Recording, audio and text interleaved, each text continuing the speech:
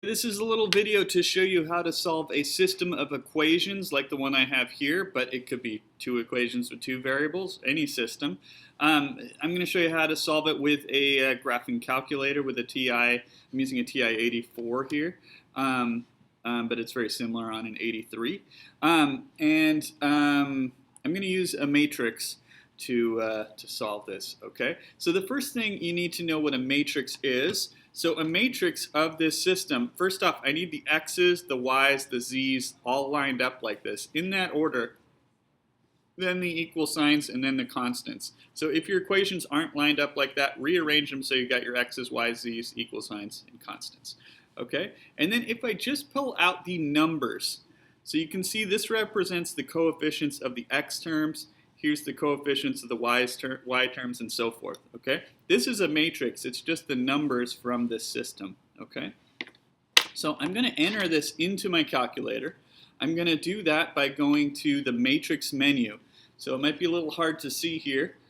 I'll try to put it up closer. But the matrix menu, I get to that right there. So I'm going to have to hit second first, and then that X to the negative first button.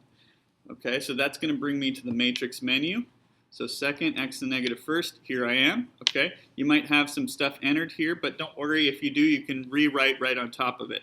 So on the top here, it says names, math, and edit in the columns. I want to go over to edit, okay? And you can store this anywhere you like. I'm just going to put it in the A position, in the first spot here. So I'll hit enter.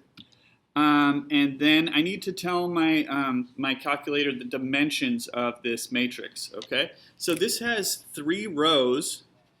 So this is row 1, row 2, and row 3.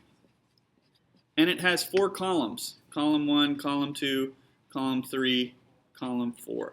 Okay, so the way you name matrices is rows by columns.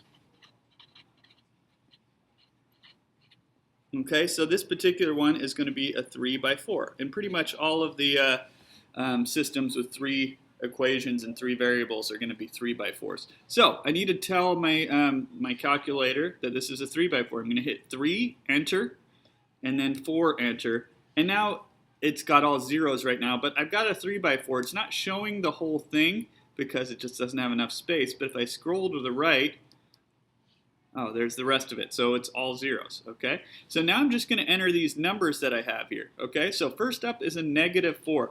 So I can't just hit minus and then 4. That's not going to work. I'm not subtracting anything. So I want to hit the negative button, which is the negative down here, the one with parentheses. It's right below the 3.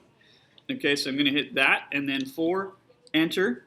And then it automatically scrolls over to the next position here, and I've got 2. So I'm hitting 2, enter. 4, enter, negative 18. So after every entry, I hit enter, and then it'll just move to the next spot. So I'm here now, 4, 4, 2, negative 6, and then I've got 1, negative 3, 2,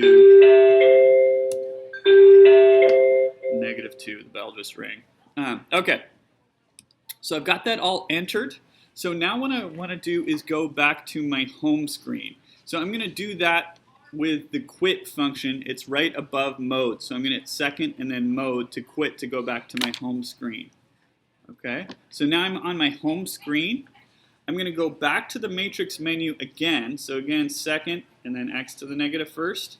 Okay, and so then I can see, okay, there's my matrix that I entered. I want to do some math with this matrix. I want to put this matrix in what's called reduced row echelon form. So I'm going to go over to the math column, and I'm going to scroll down to RREF, which stands for reduced row echelon form. A lot of people will go for ref, but that's something different. We want the RREF one. I'm going to choose that by hitting enter. Okay, and now I'm going to put something in reduced row echelon form. I have to tell my calculator what I'm putting in reduced row echelon form. I'm going to put matrix A, what I have stored under matrix A. So I'm going to go back to the matrix menu one more time. Okay, and I'm going to just choose the name of the matrix where I stored it. So enter for me here. And now on my home screen, I'm taking reduced row echelon form of matrix A. So if I hit enter, that pops out.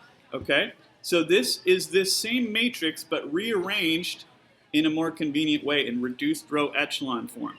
Okay, so if you think about what the top row of my original matrix means. This is negative 4x plus 2y plus 4z equals negative 18.